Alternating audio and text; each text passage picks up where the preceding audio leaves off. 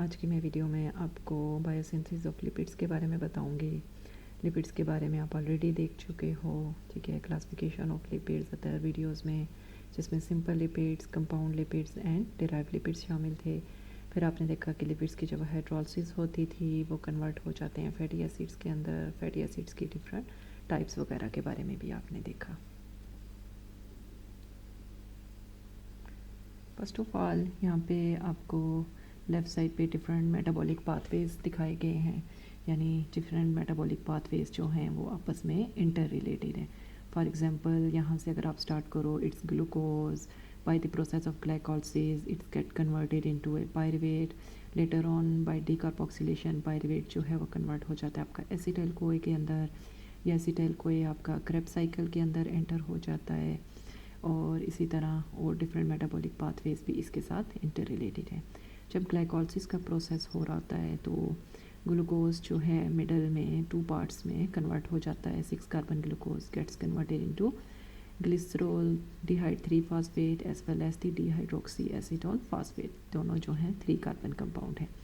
यहाँ से glyceraldehyde 3 phosphate तो ग्लाइकोलाइसिस के प्रोसेस को कंटिन्यू करता है, जबकि ये जो डिहाइड्रोक्सी DHAP या डाइहाइड्रोक्सी एसीटोन फास्फेट है ये आपको glycerol phosphate which later on glycerol की फॉर्मेशन में हेल्प करता है। वो जब डिफरेंट फैटी एसिड्स के साथ मिलते हैं तो ट्राई एसिड ग्लिसरॉल्स की फॉर्मेशन होती है। ये जो इन पाथवेज के दौरान एसिटाइल कोए की प्रोडक्शन होती है, इसकी फेट अगर यहाँ पे देखें तो ये एसिटाइल कोए तमाम मेटाबॉलिक पाथवेज को आपस में इंटरलिंक करने का भी काम करता है, ठीक है। जैसे यहाँ पे ये ग्लूकोनियोजेनेसिस में हेल्प करेगा, जिसमें वापस ये जाके ग्लूकोज की फॉर्मेशन होगी। अगर ये आगे मूव करेगा तो क्रेब्स साइकिल के अंदर एंटर होगा। यही एसिटाइल कोए आपको फैटी एसिड्स की फॉर्मेशन में, और इसी तरह जब फैटी एसिड्स की ऑक्सीडेशन होगी तो वापस वो आपको एसिटाइल कोए की फॉर्मेशन में हेल्प करेंगे। तो राइट साइड पे आपको एसिटाइल कोए से फैटी एसिड्स की सिंथेसिस के बारे में बता दिया गया है। फैटी एसिड्स जो बॉडी के अंदर हैं ये ट्राई एसिड ग्लिसरॉल्स की फॉर्म में स्टोर होते हैं, means 3 fatty acid chains along with that of the 1 glycerol molecule. So glucose multiple path arrows show कर रहे हैं कि it get converted into glycerol phosphate which is from by which glycerol is obtained by this process. Later on this glycerol and different fatty acid chains act together and form triacylglycerol. This acetyl CoA help you in the formation of malonyl CoA, then fatty acyl CoA. So main synthesis जो biosynthesis है lipids की वो liver के अंदर हो रही होती है एंड मेमरी ग्लैंड्स के अंदर and very lesser extent in case of adipose tissues, because मॉनलीज मेनली जो है स्टोरेज जो है वो एडिपोज टिश्यूज़ के अंदर हो रही होती है, ठीक है। इस प्रोसेस में जिसमें ये एसिटाइल कोए आपको ट्राइएसिलग्लिसरॉल्स की फॉर्मेशन में या फैटी एसिड्स की फॉर्मेशन में आपको हेल्प करता है, it requires energy in the form of ADP as well as NADPH. So from where this energy is gained by the major sources of NADPH which are required for the fatty acid synthesis and ATP, they are gained through hexose monophosphate pathway. In this pathway there is a two-step reaction. In first step, oxaloacetate in the presence of cytosolic dependent malate dehydrogenase enzyme get converted into malate, while in the second step, in the presence of enzyme malate dehydrogenase, or you can say malic enzyme, decarboxylation occurs as well as formation of NADPH takes place and malate get converted into pyruvate. This NADPH then plays an important role in the synthesis of fatty acids, steroids or sterols, overall you can say lipid synthesis. This NADPH also helps in the cytochrome P450 system, as well as it helps in the detoxification of reactive oxygen intermediates. Reactive oxygen species, these are the different species which are present in the mitochondria and help in certain kind of reactions in the body. So the NADPH which is necessary for fatty acid synthesis produced by hexose monophosphate pathway. 2 NADPH molecule by each molecule of glucose. By 2 steps, in one step malate was oxidized and decarboxylated by malic enzyme and get converted into pyruvate, while in the first step malate was produced by oxaloacetate. Here you can say different pathways. As you know, glycolysis is a process in which glucose get converted into pyruvate and it occurs in the cytosol. Later on, this pyruvate get converted into acetyl-CoA, but it occurs into the mitochondria. As you know that the acetyl-CoA is essential for the synthesis of lipids, and fatty acid synthesis, lipid synthesis takes place in the cytosol. So overall we can say glucose get converted into pyruvate by the process of glycolysis. During this, NADH formation takes place. It takes place when glyceraldehyde get converted into 1,3-biphosphoglycerate. Pyruvate, which can then enters into the mitochondria, where it get converted into acetyl-CoA. Oxaloacetate produced during Krebs cycle also present over here. Both acetyl-CoA and oxaloacetate are unable to cross this mitochondrial membrane, so they combine with each other into 4-carbon oxaloacetate and 2-carbon acetyl-CoA, resulting citrate, which is a 6-carbon compound. Then this citrate can easily cross the mitochondrial membrane and enters into the cytosol.